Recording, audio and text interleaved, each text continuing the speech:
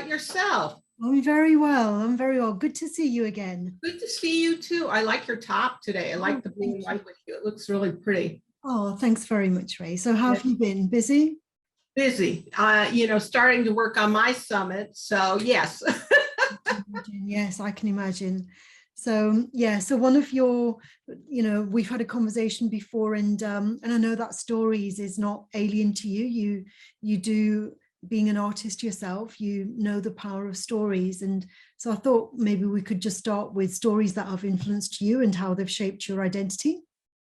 Oh, well, yes, that's my thing. You got it. Mhm. So, um, for my own life, the stories that I told, were the victim stories when I grew up. Those kind of stories were really challenging. I'd been abused as a kid, and it was like, oh my God, poor me. And then the idea of not safe in the world. So I hid. I didn't share my gifts. I didn't share my art. I kept my voice down. I didn't share who I was because of those stories. But that was the challenge of taking the stories and the experiences and reframing them. How can I change those stories and make a difference in the world? And that was really the power of story for me. And I've talked about that often, whether it's through my book, The Creative Activist, where I have 36 stories of people, how they've used their challenges, their life experiences, their gifts to make a difference for other people. What was it, Ray, that triggered you to change your story? Because I know, there must have been so much pain involved in all that trauma. Was it just a realization that you had one day? Like, how did it come about? I'd been really depressed. I mean, I'd get my kids off to school and I'd crawl back in bed in fetal position. And all I could think about is I wanted to die. The pain was so excruciating. And the life I was living was not authentic in any way. I was like, I felt like this Roboton, it was like just living the expectations of other. Made the decision, I'm going to kill myself to get out of pain, or I'm going to do something else, basically. And I wrote this list of like 80 things that were horrible in my life. And then my short list, what was wonderful, my kids. I had incredible kids and a husband at that time. And I said, for them, I'm going to change. I will make the decision today. And it was a choice that I'm not going to live this way anymore. So, and I think that is part of the conversation always with stories. We have choices every day how to live our lives, where, I always love Viktor Frankl, the Holocaust survivor, talking about, he was in the prison camp, his wife had been killed, they found his manuscript, his life work, and they were burning it in front of him and took his wedding ring. And he said, at that moment, I had a choice. Am I still going to be human? Am I going to choose to live? Things like that. And I've always admired that. And anybody who has been through a traumatic experience, they make a choice to live, to change, to grow, to become all they can be in spite of the experience. One Search for Meaning. I've read Viktor Frankl's book. I mean, it is a classic. And that's what he says, that when everything was taken away, the only thing that they couldn't take away was his freedom of choice. That he still had that freedom to choose what he thought. Right. And I adopted that. In my life, I said, okay, I will feel the fear and do it anyway. I will choose to heal. I will choose to move on. I mean, some stories still keep coming back. Is it a safe world? Am I safe, protected, supported? And I think everybody's experienced that during the COVID time, and then racial unrest and everything else that's gone on, and the political unrest. So we have to figure out a way to tell stories that empower people rather than disempower them. And in terms of identity, I suppose at a young age, when we're still forming, where our self-esteem is perhaps not as intact as it is later on in life, we allow others to determine what our identity is. And then as we mature, we become more and more conscious and make choices about who we identify with, and knowing that we do have options in terms of our identity, don't we? Right. I mean, for me, I call it a triple whammy. I had a music class in high school, and he said, mouth the words. You took away my joy. Yes, I don't sing very well, but I still enjoyed it. And then I had a professor say, you're a terrible writer. I had somebody kick me out of his art class in college and say, you're a terrible artist. Get out. And I listened to these people. And for a time, I didn't paint for 12 years. I went from being Ray Rembrandt and Rubens to being an art history major. You know, I didn't have the wherewithal to say no to these people, but thank God I did eventually. You know, I've written books. I have artwork that I've shared with the world and sold with the world and given away. So, you know, but I think so many of us are, you know, and it's oftentimes well-meaning, especially when we're younger. You know, the people say, well, you know, stop daydreaming, get real. You know, you really think you can make money doing that? You know, and they're trying to give us skills and ideas to live in society, but it squashes our creativity. And I think that is really very sad, but it is something that's teachable. In my mind, you can reactivate that muscle, you know, whether you tap into your imagination and your creativity. And I suppose, you know, very often our identity, our self-concept, who we believe we are, has an impact on our behavior. But sometimes our behavior can remold our identity. So it doesn't always work from identity to behavior. Sometimes it can work from behaviors. We change our behaviors. We Right. start to walk in a different way, dance in a different way. We start to make choices about who we socialize with. So that behavior can remold, reshape our identity, can't it? Oh, totally. You know, and there are so many little tools and activities people can do every day. You know, look from a different perspective. Imagine it from a child's perspective. They would bring joy to something. You know, I always tell people scribble and doodle, you know, just scribble with your non-dominant hand and it'll open up things for you. You know, little tools we can do, and these activities build upon each other. Another one that I often say is take a page out of a book and, you know, and pick 6 words and then start writing about them. Each time we've activated our imagination, which opens us to more possibilities and what life could hold. And also our values, you know, our values are not always set in stone. We can choose Right. different values based on our context. And so, for example, loyalty may be a very important value for us at one point in time, but then freedom might be more important at another point in time. And if, you know, sometimes our behavior, there can be a conflict, because if we're choosing loyalty, we need to remain where we are. And if we're choosing freedom, we need to move from where we are. So and that's scary for people. You know, it's like, oh my God, what are they going to think? You know, I can't do better than my family did. That's often, you know, a concept. Or if I do that, I won't have any friends. Or yeah, so I get that. And you know, dancing or singing to your own drummer, as they say, you know, that's hard, you know, at times to truly pick you over society.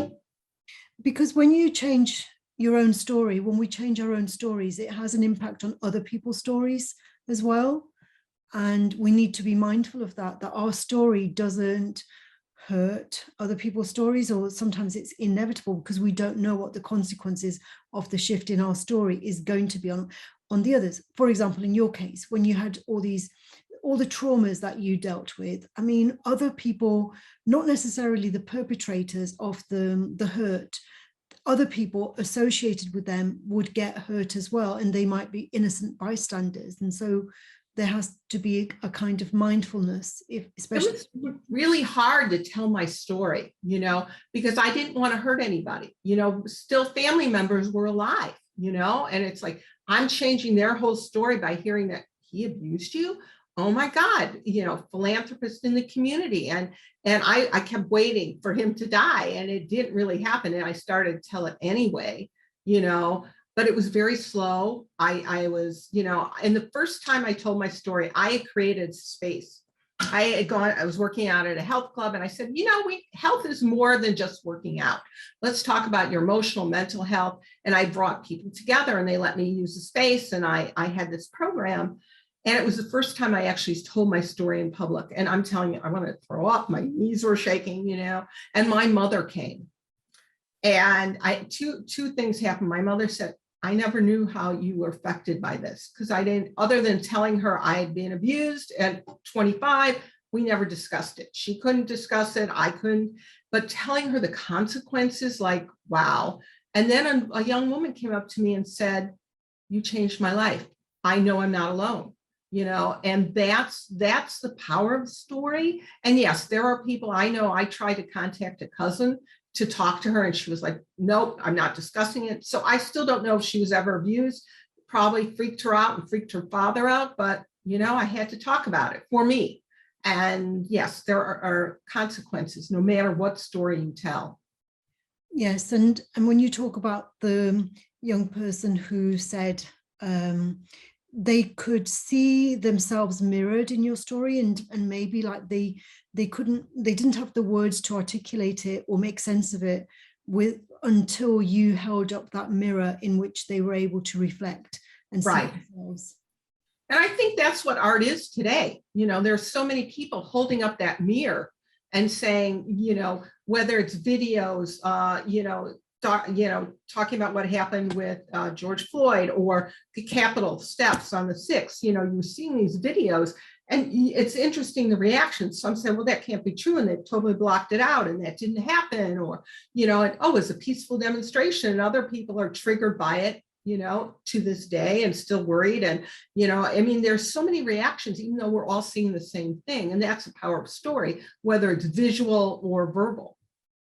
And I think we spoke about this in our last conversation, that there can be one incident, but multiple versions of interpretations of what that incident means. And right. We need to acknowledge that there is no kind of like objective absolute truth. There are different versions, and looking at the angle, looking at our own position, looking at what's important to us, the systems that we talk about, the systems that disadvantage some people at the expense, or privilege some people at the expense of others, those systems are propped up because the majority are benefiting from those systems. So their point of view or their interpretation of what's going on will be very different to those who are not being benefited from it. Right. Well, and I also think now we have to really pay attention to the media. What is your source of media? What is the spin that goes with it? And if you're only listening to one side, you don't hear the other. Same thing with vaccinations. And it's like, poo-pooing. And now people are on their deathbed saying, I wish I had, because the Delta variant has taken over. And so it is interesting. There's so many dynamics going on in the stories we tell, from the point of view of who's presenting it to our own bias that we, which we had talked about last year, about the bias we carry within us, for whatever experience we're having. And the thing is, you see that this virus, it's not new. 100 years ago, there was a similar virus that created a pandemic, and millions of people lost their lives around the world. But it wasn't until this pandemic occurred that those old stories came to light. Most of us were not aware. We hadn't been told about that pandemic 100 years ago in our history lesson. Right. It's interesting. I just read a book called Radium Girls, and it's the story of the young women who painted the dials using, what they would do is they put radium in the paint, they then put their brush in their mouth, and then they paint the numbers on the dials. And I really didn't know the history of radium and the effect it had and how it became. That's how we had OSHA and workers' compensation, because these women spoke out and had that voice. And that's sort of reminding me of what you're talking about, is we have choices every day to speak out, to say, this isn't right, this happened, whether it's a historical perspective, and saying stuff will happen, and now it's coming out, and how do we relate that to what's happening today? So that's right. And I think we are in a position of privilege because we have these conversations freely. We say what we want to say, and so many people, they don't have the wherewithal, they don't have the means to make their story, make their voices heard. It could be because they don't even know how to formulate that story, because they don't see how that story fits in with the bigger picture, and how there are, so I think it's quite it's quite a skill to be able to formulate a story in a manner that will be listened to, that will be heard. Right. And I think it has to be personal, you know, if you have a personal connection. So when I've done work with the creative activists, and it's always, well, why did you choose that? Well, I had cancer at this age, or I lost my mother to Alzheimer's, or so it prompted people. What inspires you to do what you do? And also, what is you? And I believe we all have at least one message we're here to share with the world, because we've all been through something. I don't believe a person has gone through life without some kind of experience that they could share with someone else and say, hey, I wish I'd done this differently, you know? And I think if we can start looking at that when we talk to people and get them to think about, whose lives do you want to touch? What do you want people to know about you or remember about you? And that will start framing those conversations. And I suppose each one of us is a story, you know. When we're long gone, people will remember us as a story. People will tell a story about our lives. And I've heard it said that, you know, either our story is a warning or it's an example. You know, it's so when we read classics, you know, we read about the characters that their lives didn't end very well, or the characters that, you know, were able to overcome all their challenges, and they become pillars of, you know, like role models to be emulated, as it were. And I suppose that's one of the choices that we have to make. Is like, do we want our life story to be an example, or is it going to be a warning? You know, it's like, well, that's a great point. I had not thought of it that way. It's interesting because story is so important, at least in my own personal growth, even today. I had read Eve Ensler, who she now goes by B, who wrote the Vagina Monologue. She started City of Joy for women who've been violated in Africa, things like that. And she wrote a book called Apology. Her father has been long dead, but she wrote it from his perspective of, you know, I want an apology from you. Why did you abuse me sexually and physically? And after reading that, I sat down and wrote my own version of that. It was very powerful. I had not thought to do that. And so again, her telling her story in a unique and different way prompted me to go deeper into my own healing and forgiveness, you know, for the experience, you know. So, and so I love when I can hear stories that, you know, reflect where, oh, I hadn't thought about that. And in the past, especially, like storytelling was part of everyone's culture, you know, from what I can tell. But whereas these days, there seems to be more of a focus on children spend a lot more time gaming, you know, playing computer games, which they become involved in a story, but it's not a story that maybe, you see, I'm not very familiar with what actually drives people to spend so many hours with these virtual reality games. I don't know what the messages are. So I'm talking out of ignorance in one respect, but what the impression that I have is that it's not like the storytelling where it's about values and it's about purpose. It's about reminding us of like how we fit in with the bigger picture, as it were. What do you think? I don't know if you know. Well, I don't know anything really about gaming either. The other day I was with my granddaughters who are 2 and 6, and they were playing a game, and I said, just show me what to do. I didn't have a clue. All it was to me was, you know, throwing balls in the air, throwing things at people, shooting them. You know, I'm like, okay, this is not me. It wasn't when my kids had Pac-Man, you know, or any of those things. So I don't really live in that world. But I worry about us as a society because we are spending so much time on games versus interactions with real people, having eye-to-eye contact, really talking to each other, you know, instead of texting each other. What does that mean for us going forward as a people? You know, and I'm not saying it's great that we have the internet and we have ways to connect with people around the country, but I'd rather see us in conversation. You know, I mean, for years, I mean, you know, the lifespan of our country and the world, it's always been oral storytelling. We need to tell what are our values, what has happened, you know, who we are as a people. And every tradition, every group has that oral storytelling. And it was revered. And I'm afraid this next generation is brought up on video games won't know how to tell that story. Mm-hmm. Right, absolutely. And it's almost as though, like when we use emojis, it's almost as though we're stepping back in time, because there was a time when people communicated through symbols like that. Right, hieroglyphics and yeah, uh-huh. A symbol could, it was a story in its own, like you could interpret.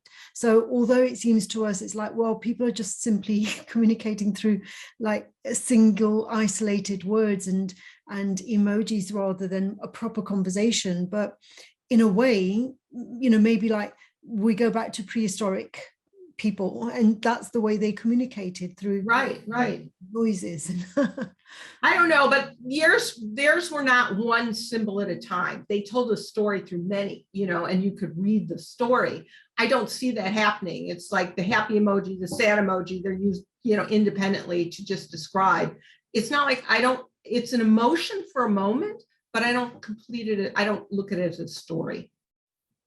And I suppose the nuances that we can convey through storytelling, they can't be done through, 10 words on Twitter, for example. Right. And so when you're in your work, then how do you use stories as metaphors, as analogies for enabling people to become more self-aware and aware of who they are in the world and how they want to become in the world? Oh, that's a great. Well, I like to start people with once upon a time because it takes the fear out of things. So oftentimes they'll say, once upon a time, tell me a story. And I'll say, pick six words and let's just write that story. Or I use a lot of play with it, and it's like, oh, imagine that there is a genie who came down, you rub the lamp, you get 3 wishes. What would you wish for? So when I'm working with people, I like to explore it that way. Takes some of the pressure off because most people have experienced fairy tales in their lives. And so they get to play with that. I do a lot of journaling with people. I believe in the power of journaling and just write exactly what's going on. What are you feeling that day?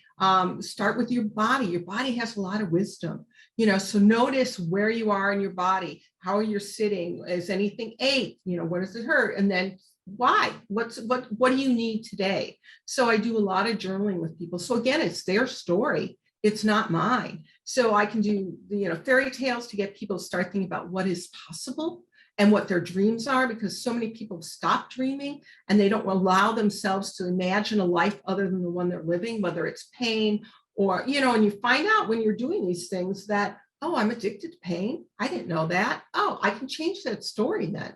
Because you need that aha awareness, and then you need tools to go forward with it.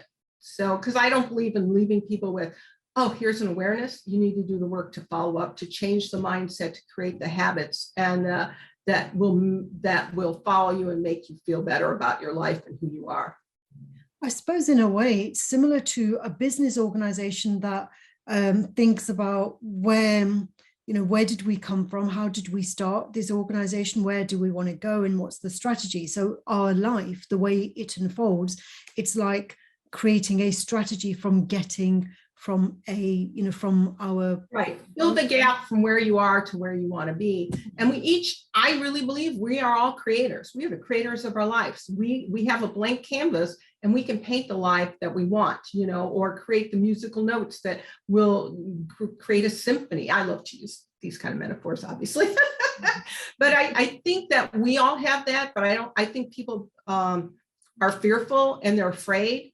They're into, I'm not enough, those kind of stories. Oh, I could never do that, and the fear gets them and keeps them stuck. But we are so much more than what we think we are.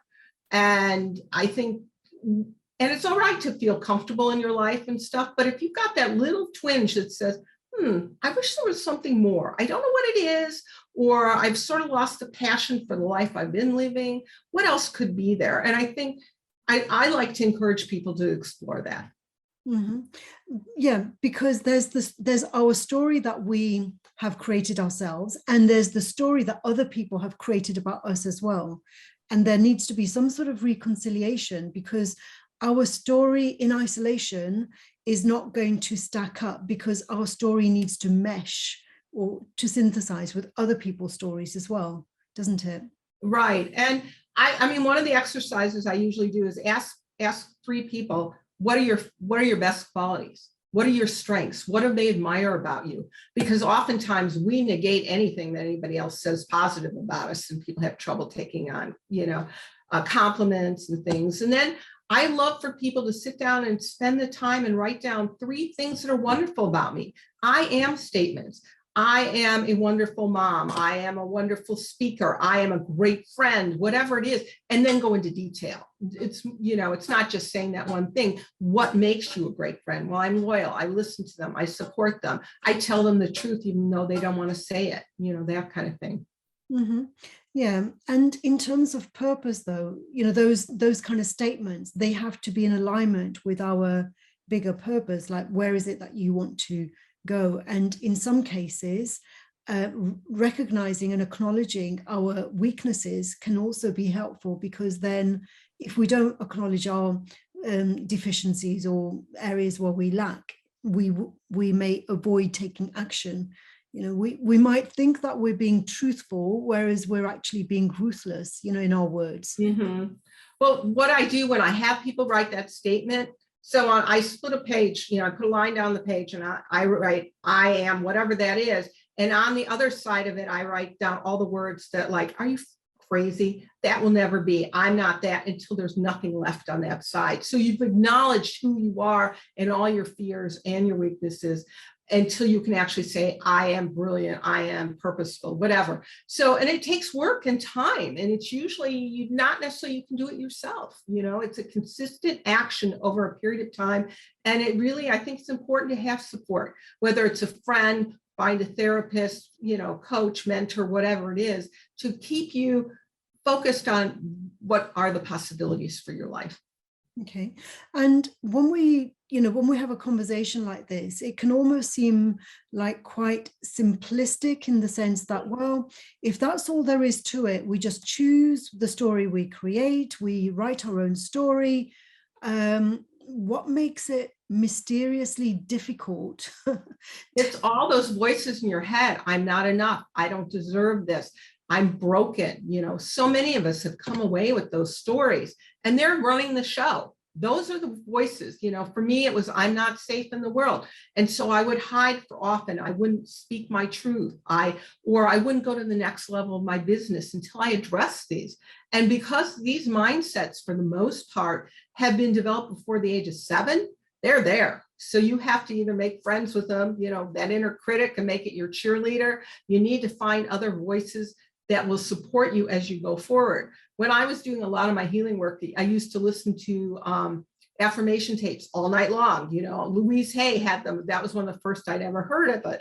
It's like, oh, and I was like, okay, keep going, and I'd listen over and over and over again, and it's like, yeah, people don't have tapes anymore, but that was the thing, and it's like, I would do whatever I had to do, because I had made a decision, and it wasn't easy. It took years to grow into the person I am today. It wasn't an overnight. And I sort of look at growth as a spiral. Sometimes you're going up and sometimes you're going down. And yes, I still have the pinnacle of where I'd like to be.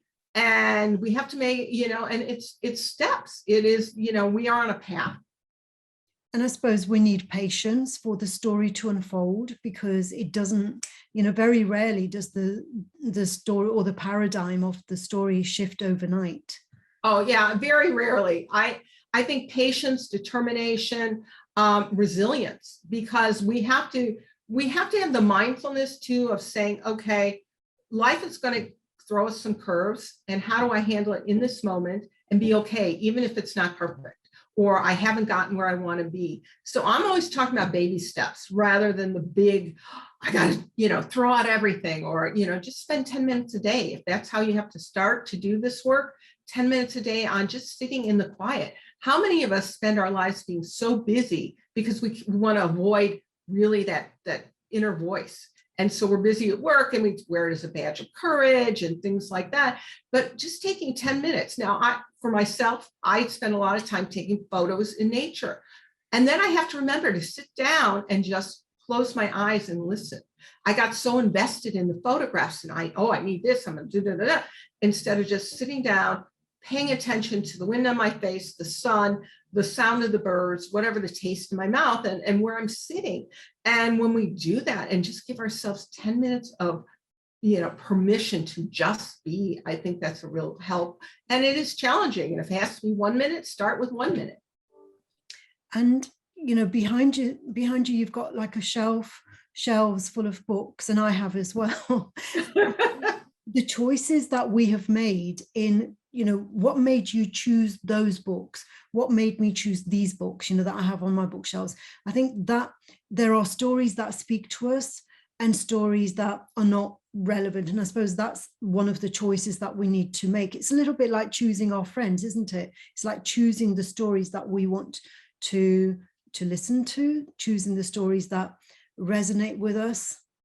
Right. I mean, and they say, you are the sum of the 5 people you hang out with. So who are you hanging out with, and stuff? Are those the negative voices who, I was talking to a young woman yesterday, and she said, oh, all my family said, I'm not creative because I'm not an artist. They're artists, in the traditional visual arts sense.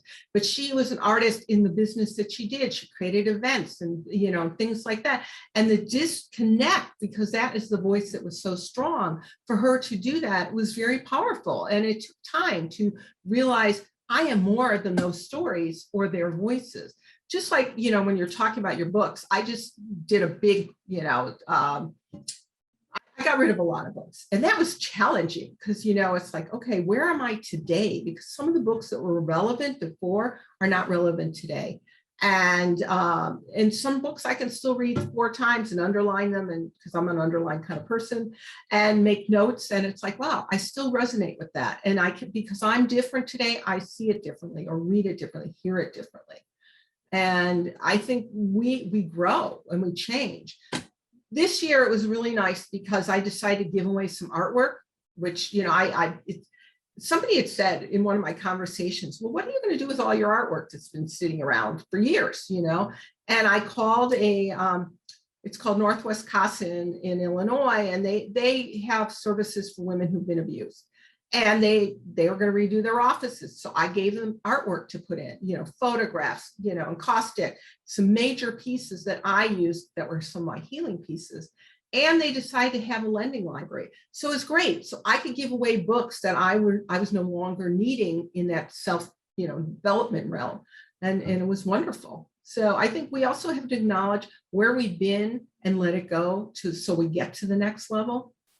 That's right. Because, when you mentioned the story earlier about the person saying that her family didn't think she was very creative, well, in their story, she was not creative. So she needs to go and find another story in which she is creative. Right. And support those people, find those people who are going to say, yes, you are creative. Wow, look at that.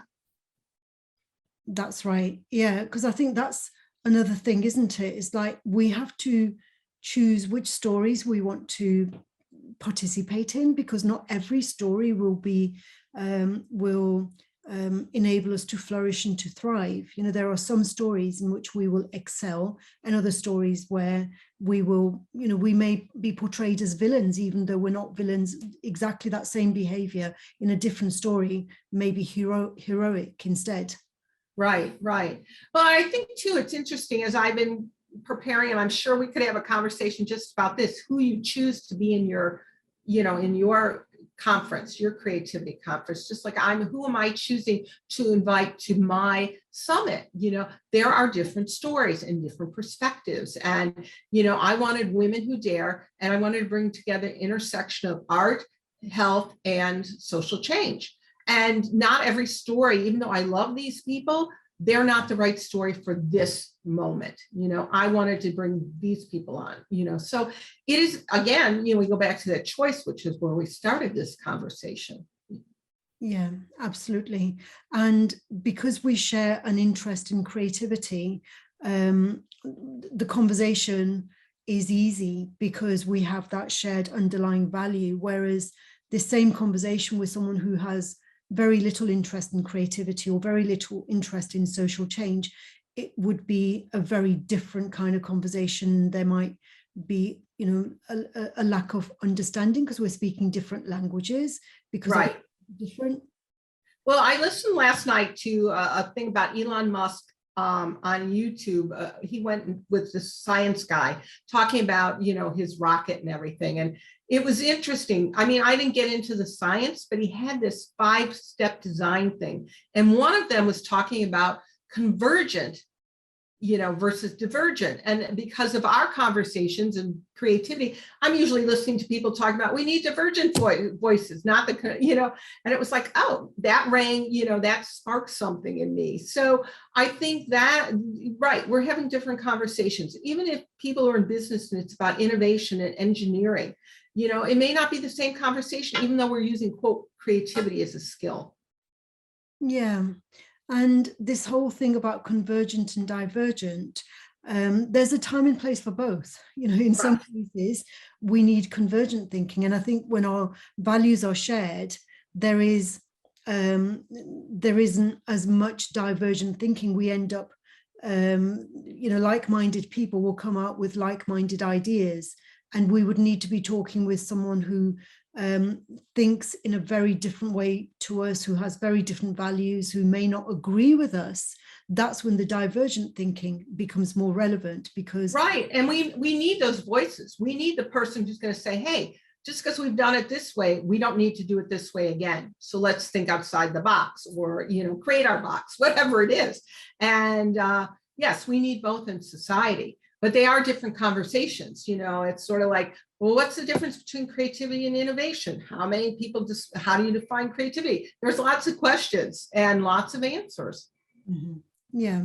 And in any story, like a story would be very boring if everyone just agrees and if everyone's exactly the same.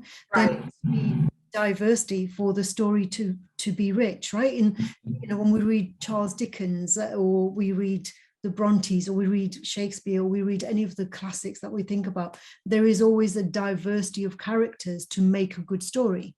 Right. Yes. And the language we use and the choice of words that we use, in some languages, there's 5 words to say the same thing. And others, there's 1 word. It's sort of like, again, it depends on the culture that we've raised in and what we're going to do. I always love the story. I was doing this workshop earlier this year, and it was about, what is the story? Who's the character we'd like to be? And I wanted to be Sarah Hogg, because she's a great storyteller, and she could weave stories in and out and keep the attention of the king. And so, yeah, for me, that's important. What is the story I want to tell? How am I going to tell it? Who's the audience? And there is a gift to me by giving and receiving, because we can also witness stories. And when we give people permission to tell their story, there is such a change, and they have opportunities to grow when we give them permission to share their stories. I think for me, that I love to create safe spaces for people to tell stories. Yesterday, I was at the my nature trip yesterday. Instead, I went to the Baha'i temple near me, and they have beautiful gardens. And there was a young woman journaling, and we sat down and had a conversation for 20 minutes. And she was like, just as light, but we had a serious, deep conversation, and it was amazing. But I think that is one of my core values, is creating that space for people to tell their story. Absolutely. And also, I suppose we need to encourage ourselves to claim that, that space where we tell our own stories. We tell, instead of other people telling our stories for us, we need to be telling our stories ourselves. Right. Well, when I wrote The Creative Activist, the one thing they kept saying, the editor kept saying, where are you in the story? Where are you? You're not being in the story. And so we created the vehicle there's 36 stories, 3 personal development questions, and a take action step. I was in all the take action steps, so I could relate who I was and what I'd done in my life through that vehicle. But yeah, it was really hard to tell my story, and so I get what you're saying. Mm-hmm. Okay, well, Ray, thank you very much for this fantastic conversation. Thank you. I always love talking to you, so thank you. Likewise. And I'll speak with you very soon. Okay, bye-bye. Bye for now. Bye-bye.